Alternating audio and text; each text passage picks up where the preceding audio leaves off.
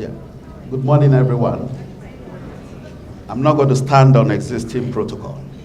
I must establish my own protocol. Her Excellency, the wife of the governor of Kebbi said, Haja Zainab Bagudu, I must thank you for such an eloquent presentation. As a victim who had lost two sisters, my mother's firstborn and my mother's lastborn, to breast cancer, I stand here to appreciate what you have done this morning.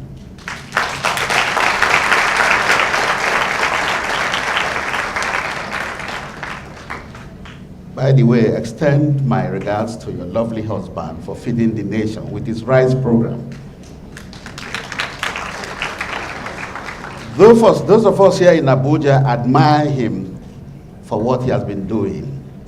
I admire him for a distance, and I appreciate him very closely for what he's doing and for what you are doing for the nation. Thank you very much. Your Royal Highness,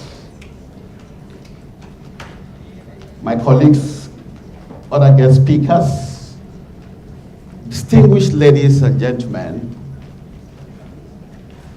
my fellow students. I use the word fellow students because I might likely join you here very soon to study anything.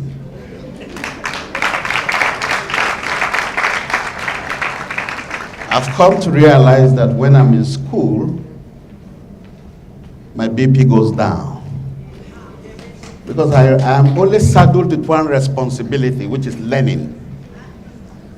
But when you are outside school, you think of your wife, your children's school fees, how to pay so many bills, utility bills, and so many other domestic affairs. But when you are in school, you concentrate on your assignments or your case studies and come out well. Thank you very much for having me once more. On behalf of my company, Itex Furniture, and members of my staff who are here, I express my profound gratitude once more to stand before you today. Exactly about a month, I was here to talk about career or entrepreneurship.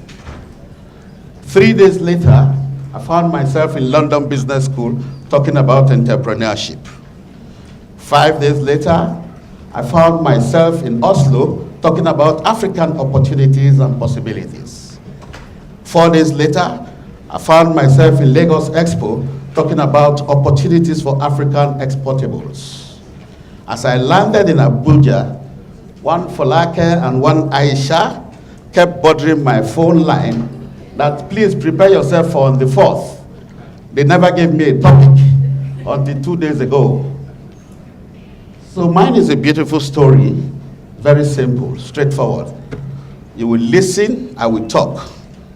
But before I start to talk, I have two observations. I can see Nile University is gender friendly. On entering here, I thought I was in the wrong hall. So many beautiful ladies. Give yourself a round of applause.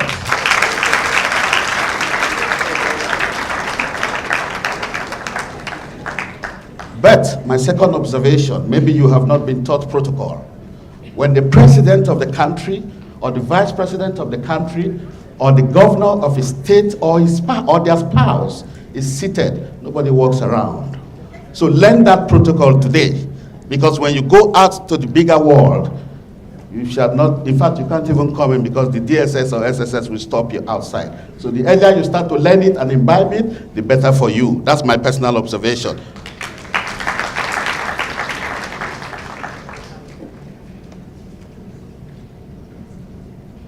I'm getting confused if I'm still a carpenter by occupation or a guest speaker everywhere I go. I thought I was the keynote speaker, which was more difficult, but I've just been told I'm the chairman. Fine, so I can say whatever I like.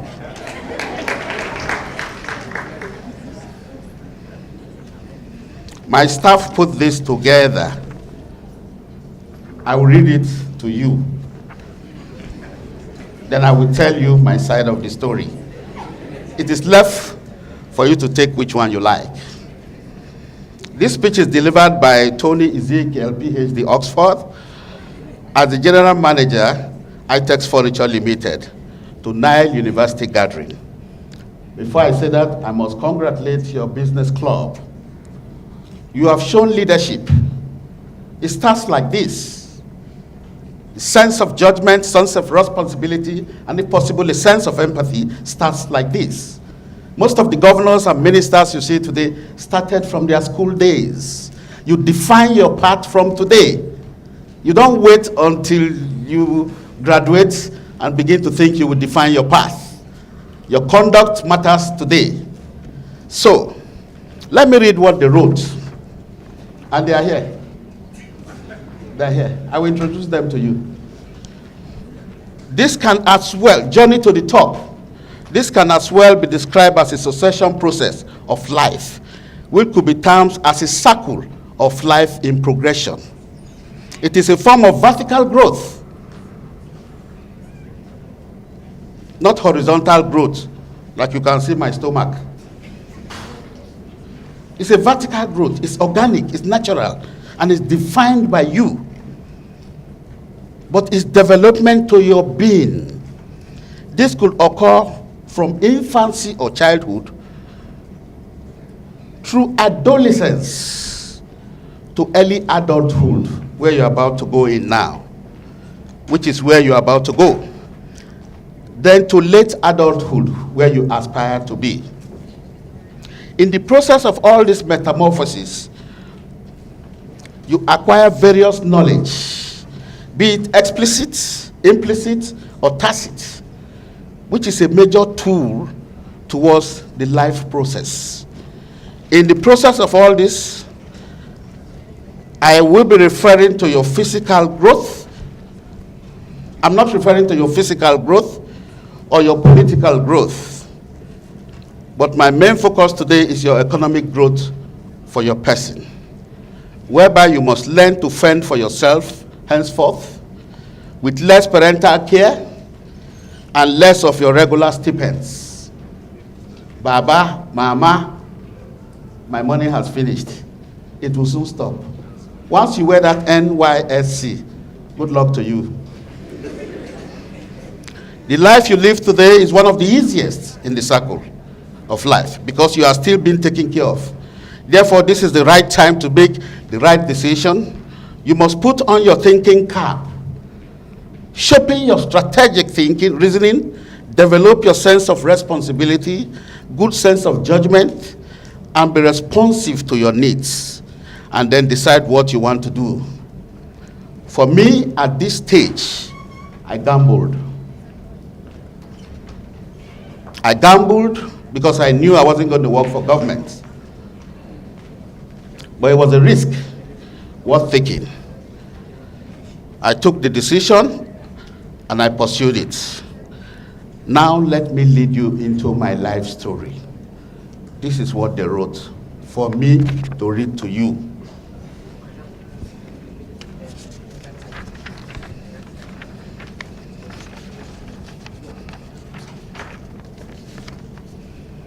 June 17th, 1958, 10 a.m. on a Tuesday in Kaduna, Kakuri precisely, a boy was born.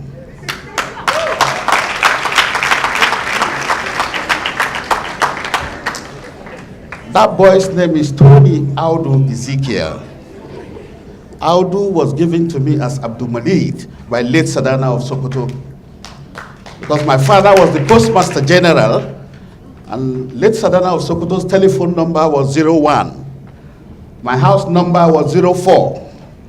As a little child, if you know those phones that you dial, the only thing we can dial, our fingers were so small, was 1. So every time we would dial 01, the Sadana would pick up and answer us. My brother and I will run under the bed.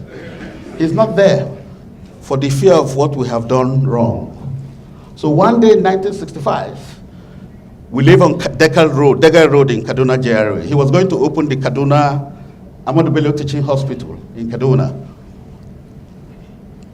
And he drove this lovely car.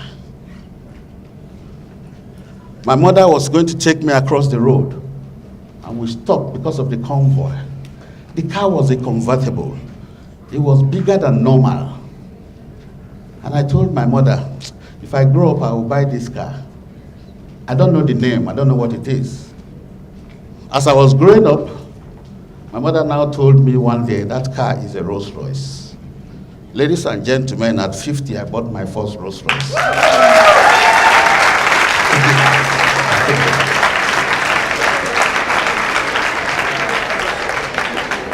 In 1965, I was already 7 years old, student of Our Ladies. For those of you who know Kaduna, I was a small, cute boy. I was very cute. My mother and my elder sisters used to part my hair. I thought I was from Kaduna State until the Civil War broke. Then I was told I'm from Edo State, which I still love. But most of my friends are Muslim or Christians, and they're from Kaduna, or they're from Lagos, or from everywhere. It never mattered to me. Then I went to Ahmadu Bello University, and I read. What I read is very different from what I do today. I read mathematics because I was frustrated. I didn't get architecture. So I was frustrated to go and read maths. Suddenly, I got interested in mathematics.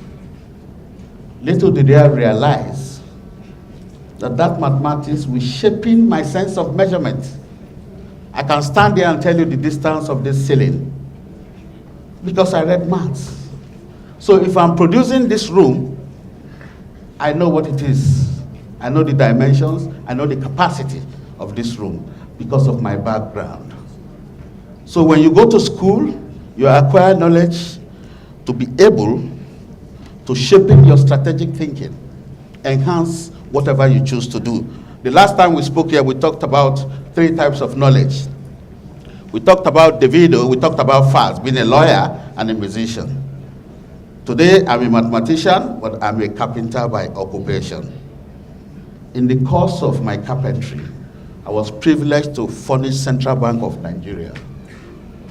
I was privileged to furnish Foreign Affairs, Ministry of Defense, Aviation, Transport, you name it. I don't even know where to furnish again.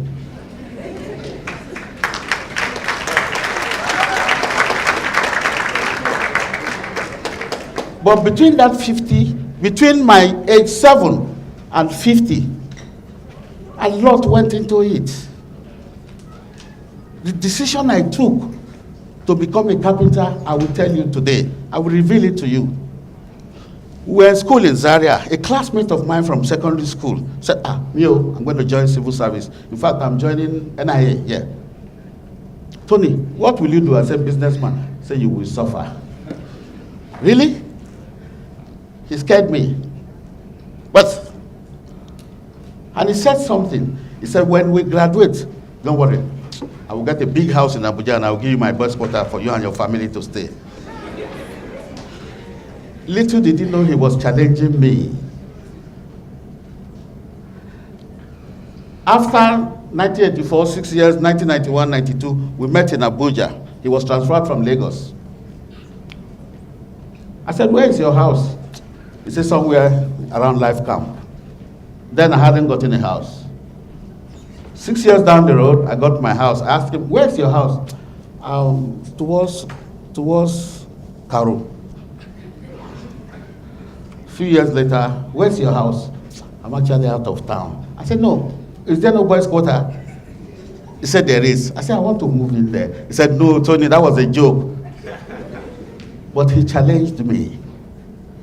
So I took the decision not to work directly as a public servant and chose to work with my hands. My brain was already developed. So I worked with my hands, and that challenge kept driving the spirit to succeed. I shall not fall. I shall not live in my friend's boys' quarter. Imagine me and my wife and children in a friend's boys' quarter, for God's sake. What if Madam and I argue, he will hear? If children hasn't eaten, he will hear. That was the fighting spirit. And I was privileged to have been blessed with the handwork.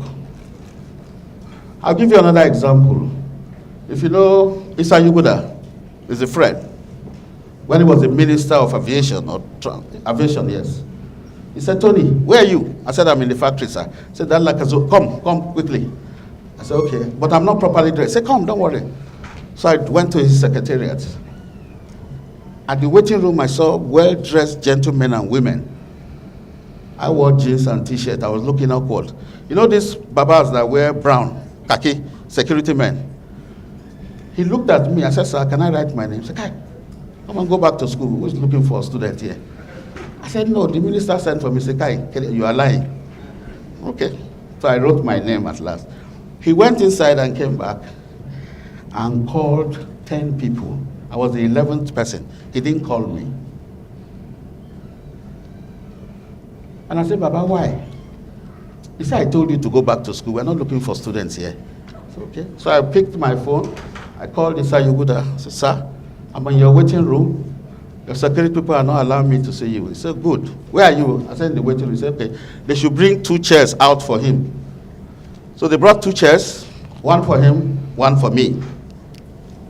And he said, we should have our meeting here. The security man should go and see the 10 people he took there, because this is the only person he invited.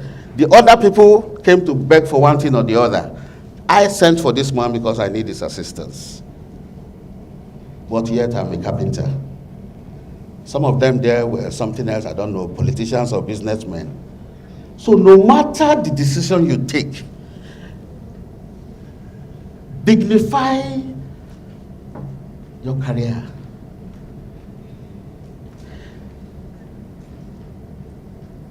My best moment is when I walk in to see any executive. And the way people underrate me, when they hear furniture, come on, get out. Wait, carpenter. Even in Oslo, I just changed my DP. Mohammed Ibrahim, a Sudanese, one of the richest men in communication in the world. When the people saw me with furniture, you know, everybody had to wear this identification, and they saw furniture. Nobody gave me prominence. Until Mohammed now said, please come and speak to them about African possibilities. Of course, my complimentary card finished. And what I took from that ceremony, that summit, to me, is that Donald Trump is a blessing to Africa. He has scattered everywhere. From NATO to European Union to NAFTA, the World Trade Organization, they're all in trouble. Europeans are now looking towards coming to Africa to do business. That is the world you should be thinking about. So I'm going to give you some tools you will need for life to progress and do whatever you intend to do properly. Please dream. There's no harm in dreaming big. Dream. I dreamt I was going to buy a Rolls Royce, I bought a Rolls Royce. I dreamt I was going to buy a Bentley, I bought a Bentley. I dreamt I was going to be the best furniture manufacturer in Nigeria. I am today.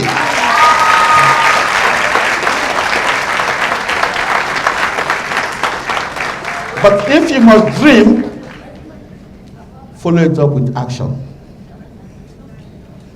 They said, the Japanese proverb says, a dream without an action is a daydream. A vision, an action without a vision is a nightmare. So dream. Let it be sweet dream. Let me give you this short story of this story. I was in ABU then suddenly they said, we can't enter girls' hostel any longer. So you know, we have these porters that you sign the girl's name and number, room number. So fine.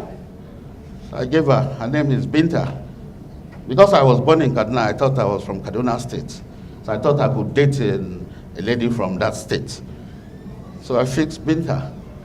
And you know those porters, they don't care. They will embarrass you anywhere. She will go inside and come out and come and read your results. She came out and said, who is Tony Eziekel? I says, me. That's a toilet room number. Toilet.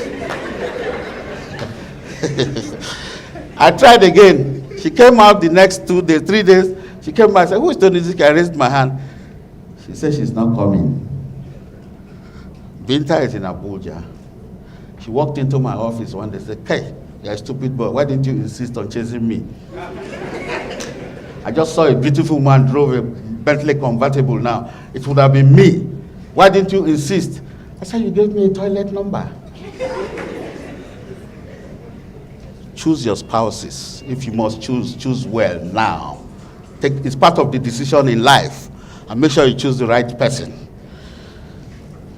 Challenges, like I said, vision is an aspiration. What you would like to achieve in life. Attitude is everything. It's your frame of mind. The way of thinking on whatever you have chosen to do. Your behavioral attitude is important. And above all, you must be passionate about what you do. That is a medical doctor who's passionate about curing cancers. That's a governor's wife. Maybe you don't know the accolades that comes with that office. She can choose not to do anything, but she chose to give back to the society. By the way, congratulations on your recent award.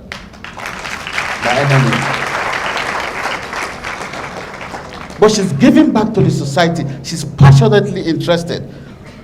Oh, I still have 10 minutes. Oh, well, we can talk plenty now. She's passionately giving out things and giving back to the society because she's emotionally attached to those things. Perseverance. 2002, All African Games in Abuja. I was in my factory. I got a phone call, and the name I saw was the ADC to the president. So I was yapping the ADC. I said, "You and your Baba that lives in the air." And of course, President Obasanjo said, "Carpenter, it's me." I said, "Your Excellency, sir." He said, "Where are you?" I said, "I'm in the factory." "Come now to meet me at the Games Village." Nigeria was supposed to host Africa in All African Games. I just discovered I was a good driver in Formula One. The race at which I used to get to Games Village. On getting there, I saw the presidential candidate of PDP, who was then the vice president. I saw the ministers, I saw governors. One person of note that was there was Nasser El-Rufai. He was the minister of FCT. And he made a statement, said, "I have said it. Tony is not like that." So I didn't know what they meant. Apparently, the president had...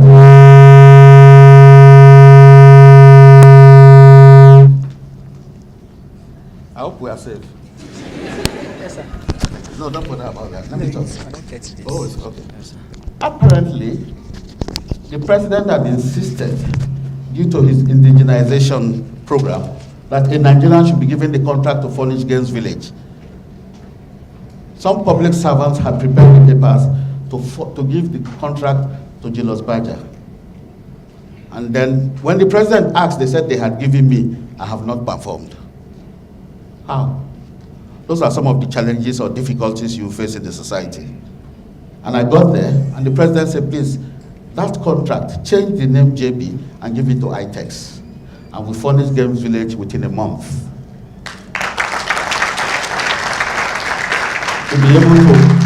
To be able to accommodate the athletes. So you persistence on difficulties. As you meet the challenges, you must be persistent and you must be patient to be able to succumb those problems. You must be dedicated in doing things. You must be loyal to your cause of a chosen field. You must be disciplined. You must come up with new ideas. The world is saturated.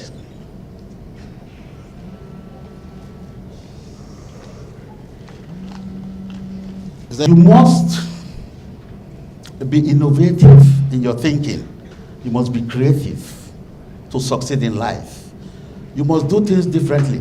Let me tell you the small wayo I did when I started furniture. I had 2 cars, one for me, one for my wife. Corolla, Toyota Corolla. 2. Guess what? I sprayed it and painted it like I put Itex furniture on the body of the car. During the day, my marketers will use those cars. At night, my wife and I will drive the car. A friend saw them in NNPC and followed the car to my place. He said, "Kai, to the I said, this car is yours?" And I thought it was a foreign company. That was the Wayo innovation.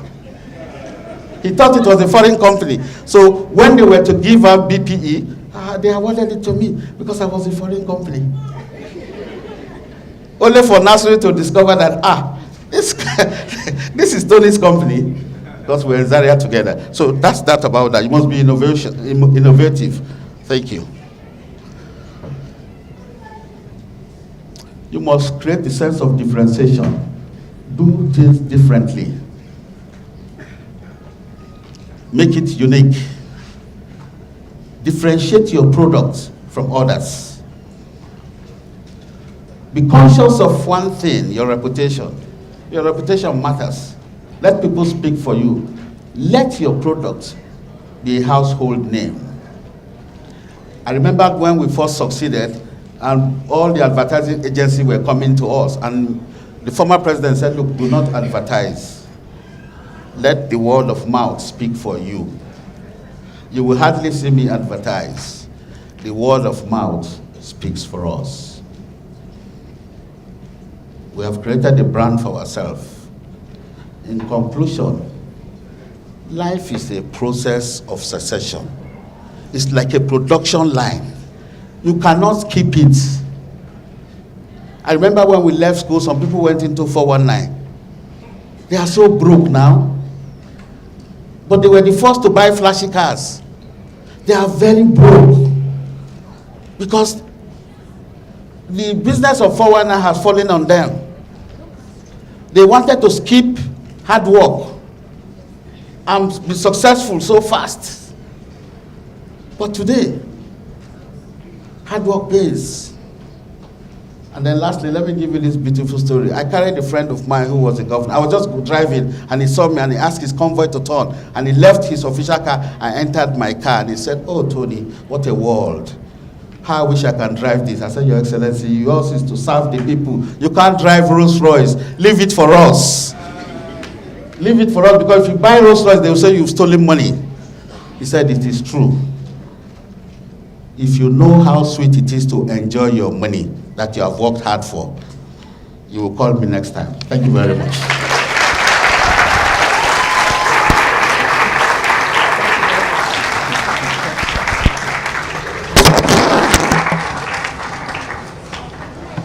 Wow. Another round of applause for him, please.